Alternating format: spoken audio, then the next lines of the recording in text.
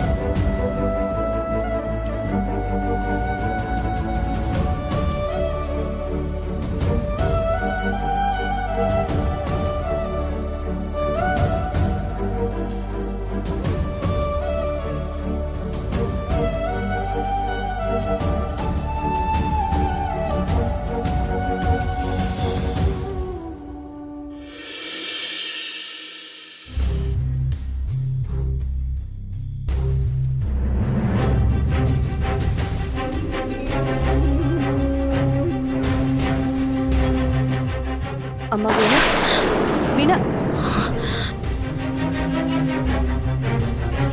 భయపడకు వీణ, నేను అత్తయ్యని, భయపడకు. పీడకల వల్ల రాత్రంతా నిద్రపోయినట్టు లేవుగా. మీరు కూడా నన్ను నమ్మడం లేదు కదా. రాత్రి నేను చెప్పిందంతా కల కాదు, నిజంగానే జరిగింది. అందుకు నేనే సాక్ష్యం. ఎవరో నన్ను చంపాలని అటాక్ ప్లాన్ చేస్తున్నారు అత్తయ్య. ఏ క్షణంలోనైనా చచ్చిపోతానేమో అని భయం వేస్తుంది. భయపడకు వీణ, ఈ ఇంటికి కాబోయే కోడలివి నువ్వు, అంటే ఈ ఇంట్లో మనిషివి. అలాంటప్పుడు ఈ ఇంట్లో వాళ్ళ మీద అనుమానం దేనికి? ఈ ఇంట్లో వాళ్ళ వల్ల జరిగిన సంఘటనల్ని ఆధారంగా చేసుకుని ఒక అంచనాకు రాకు వీణ. వాస్తవాలు వేరు, అపోహలు వేరు. లేనిపోని అనుమానాలు, ఏవేవో భయాలు పెట్టుకుంటే అవే నిన్ను పీడకలల రూపంలో వెంటాడుతాయి. నేనున్నంత వరకు నీకు ఈ ఇంట్లో ఏ ప్రమాదమూ జరగదు, జరగనివ్వను. మీ మావయ్య కూడా నీ సేఫ్టీ గురించి ఆలోచిస్తున్నారు. నువ్వు ధైర్యంగా ఉండు.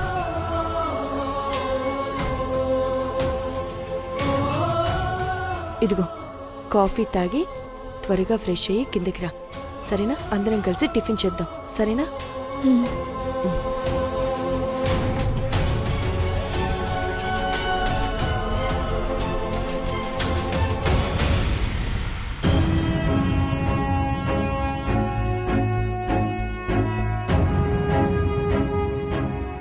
ఇంట్లోకి దెయ్యాలేవో వచ్చినట్టు, ఏదో కొంపలు అంటుకుపోయినట్టు ఆదిరిపడుతున్నావేంటి? పీడకలు వచ్చినట్టుంది భాగ్యం. దాన్నే నిజం అనుకుంటుంది పాపం. అంతే కదమ్మా? వచ్చే ఉంటాయిలే, కొత్త ప్లేస్ కదా.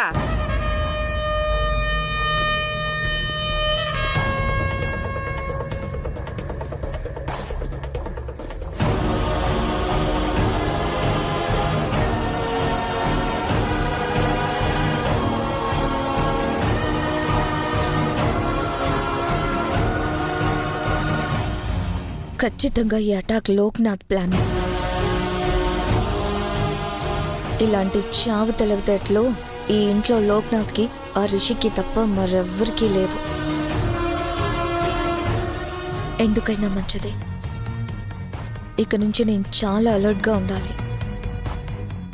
ఏ చిన్న అవకాశం కూడా నేను వాళ్ళకి ఇవ్వకూడదు. వాళ్ళ నుంచి నన్ను నేను కాపాడుకుంటూనే నా లక్ష్యాన్ని నేను చేరుకోవాలి.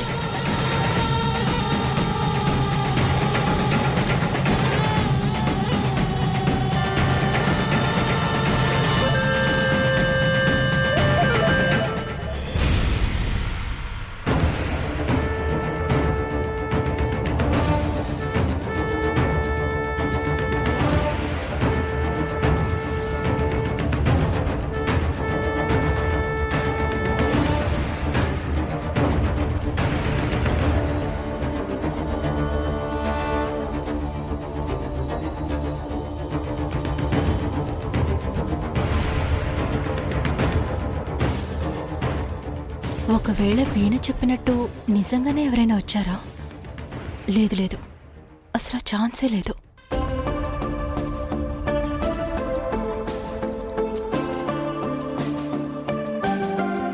వేద, నా వాచ్ ఇవ్వు.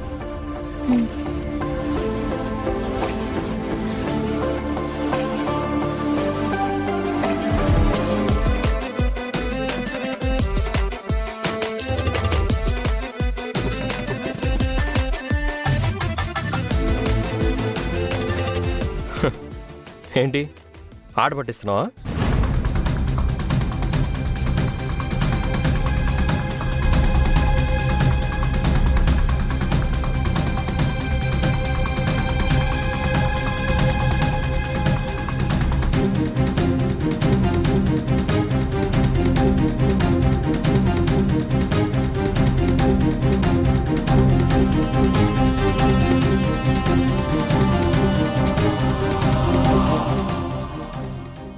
సరే, బెడ్ కింద నా షూస్ ఉన్నాయి, అవైనా ఇవ్వు.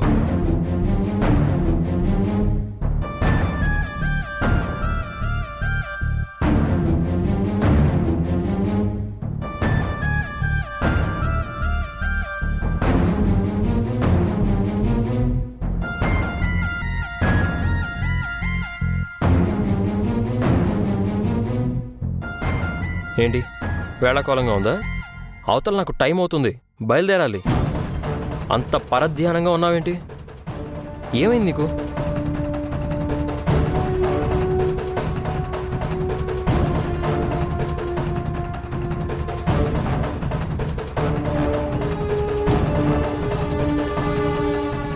సరే, ఆ కాఫీ అయినా ఇవ్వు. వేదా, అడిగేది నిన్నే. వేదా, వేదా, కాఫీ ఇవ్వు. హే వేద,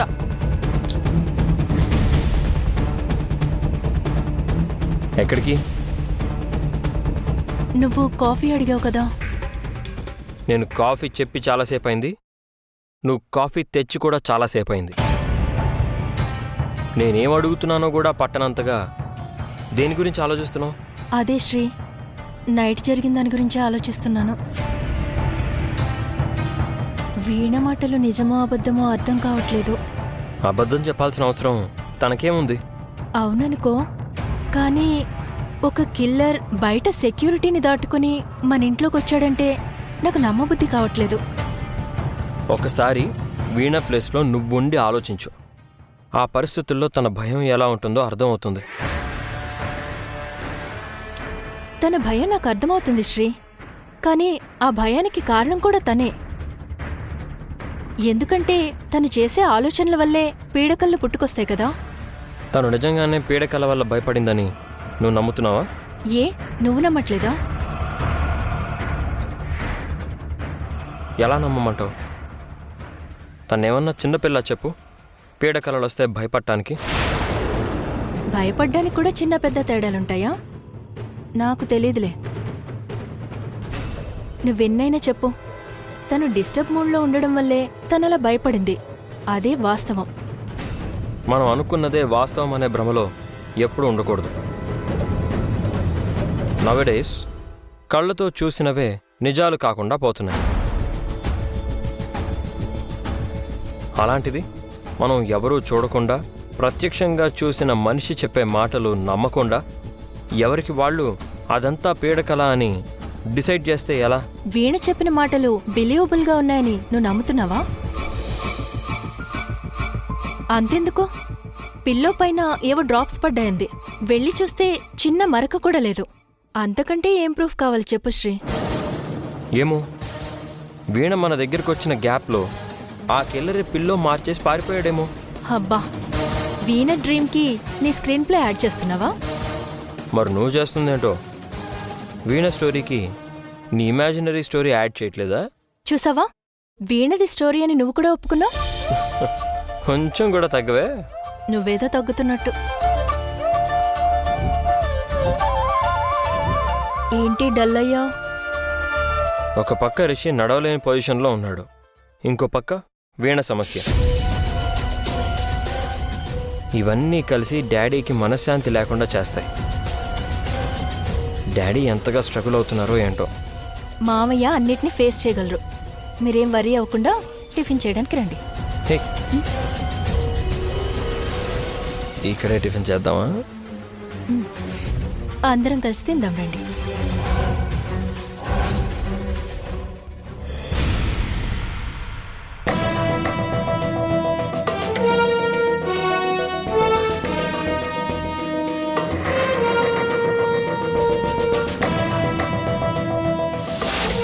ఎలా డాడ్? తన పైన మర్డర్ అటెంప్ట్ జరిగిందని ఇంట్లో అందరికీ తెలిసిపోతుంది కదా. తెలిస్తే మాత్రం ఎవరు నమ్ముతారా? ఎవరిని నమ్మనిస్తాను?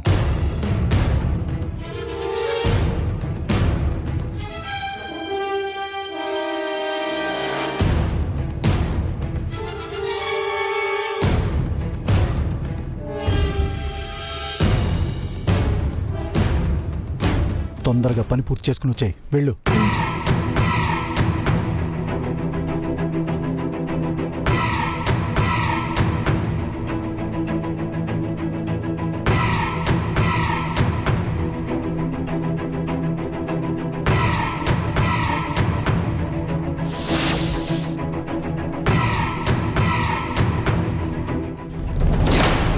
నిన్ననే చచ్చుండే దరిద్రం పోయేది. అనవసరంగా ఇంకా ఆ వీణని భరించాల్సి వస్తుంది.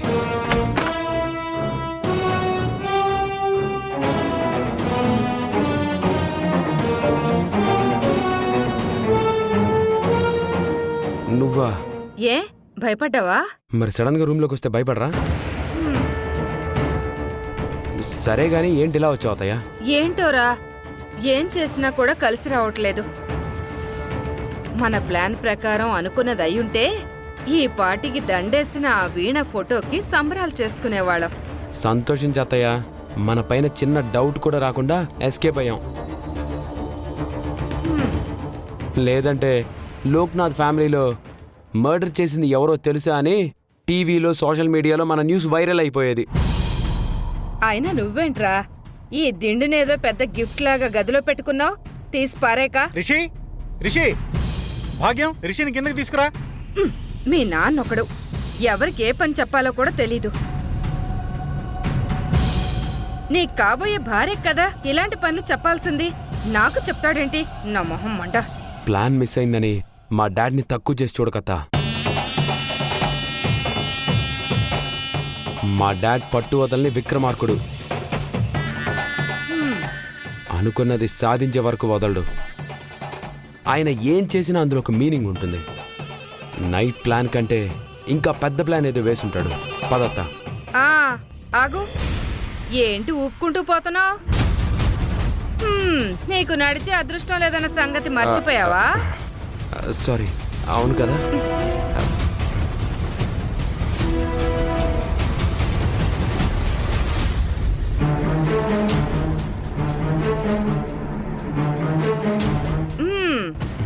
యాక్టింగ్ మొదలెట్టు.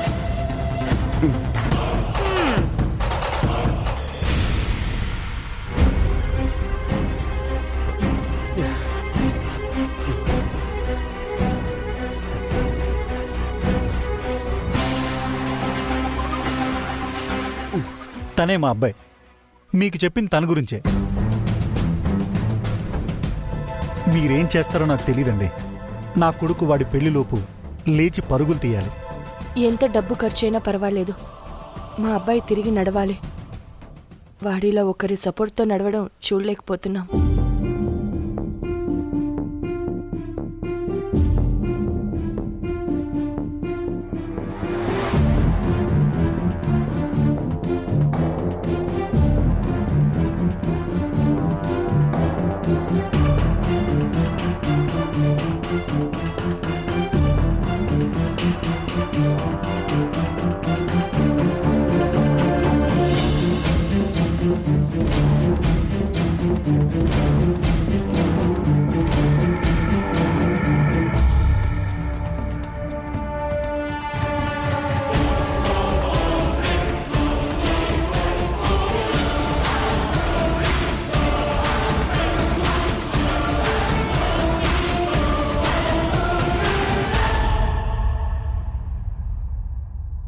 ఇది ఏమీ పెద్ద సమస్య ఇల్లే. మేము కొన్ని పసర్లు ఆయిల్స్ ఇస్తాము. మేము చెప్పిన పద్ధతి ప్రకారము శ్రద్ధగా 3 పూటలా వాటితో మర్దన చేస్తే సరిపోతుంది.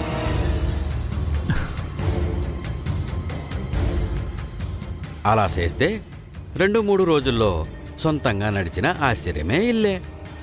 అంత పవర్ఫుల్గా మా పసరు పనిచేస్తుంది. వాడు నడవాలంటే మసాజులు చేసేవాళ్ళు కావాలిగా.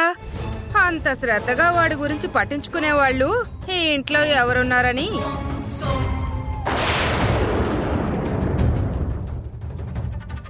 ఎవరో ఎందుకు, తన కాబోయే భార్య వీణ ఉందిగా.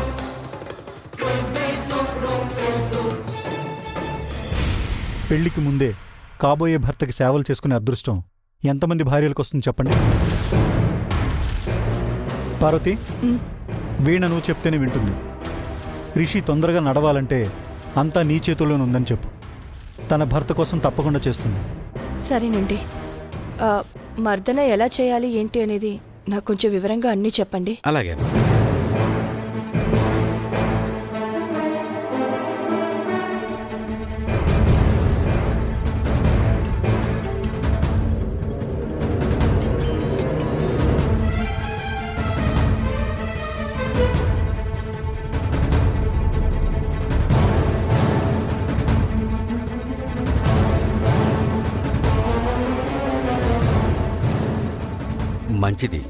మంచిదమ్మా, వస్తాము.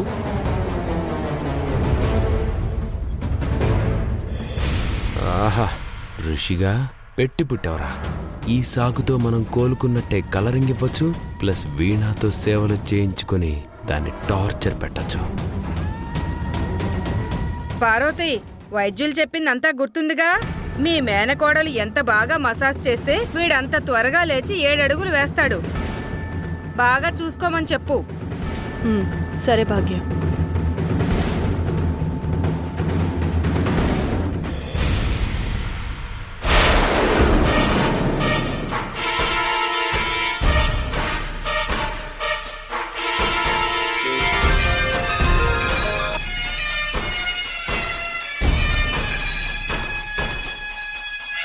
సారీ సార్, జస్ట్ మిస్ అయింది.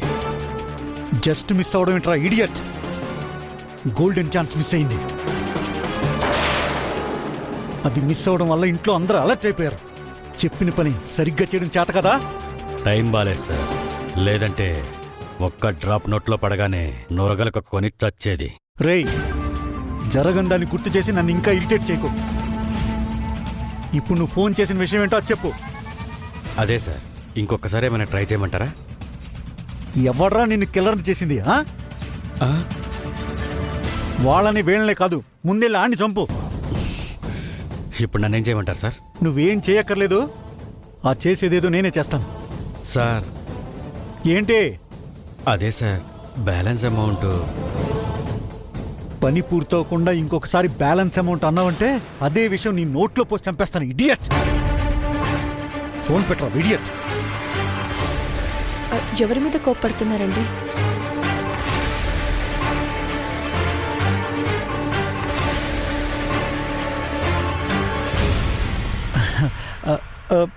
పార్వతి, వెడ్డింగ్ ప్లానర్తో రిషి పెళ్లి కోసం మాట్లాడాను, అడ్వాన్స్ కూడా ఇచ్చాను. ఇప్పుడు ఫోన్ చేసి కుదరదు అంటున్నాడు వాడు. ఇంత సడన్గా చెప్తే ఎలాగని కొంచెం కోపడుతున్నాను అంతే. పెళ్లిలోపు కొడుకు కోలుకోవాలని కేరళ వైద్యుల్ని పిలిపించారు. మరోవైపు కొడుకు పెళ్లి గురించి అప్పుడే ఏర్పాట్లు మొదలు పెట్టేశారు. పిల్లల గురించి ఎంత ముందు చూపుతూ ఆలోచిస్తారండి మీరు? అదంతా నా బాధ్యత పార్వతి.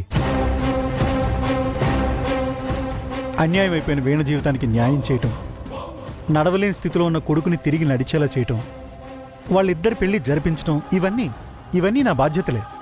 మీలాంటి గొప్ప తండ్రి దొరకడం మన పిల్లల అదృష్టం అండి. కాకపోతే నేనే మిమ్మల్ని కొన్నిసార్లు అపార్థం చేసుకుని కోప్పడుతుంటాను. పర్వాలేదు, ఆ హక్కు భార్యగా నీకాకి ఇంకెవరుకుంటుంది చెప్పు. కావాలంటే నన్ను 2 చెంపదెబ్బలు కూడా కొట్టొచ్చు. ఏంటండి మీరు? వద్దండి. అత్తయ్య గారు గుడి నుంచి వచ్చే టైం అయింది, వెళ్ళి వంట చేయాలి.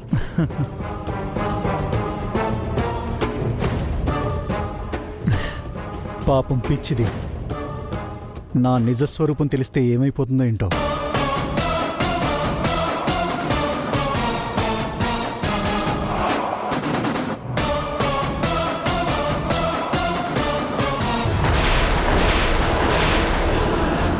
నీ కుటుంబం ఆపదలో పడబోతోంది. మీ ఇంట్లో ఉన్నది ఒక సాధు జంతువు అన్న భ్రమను వీడి అదొక పగబట్టిన విషసర్పమని గ్రహించండి.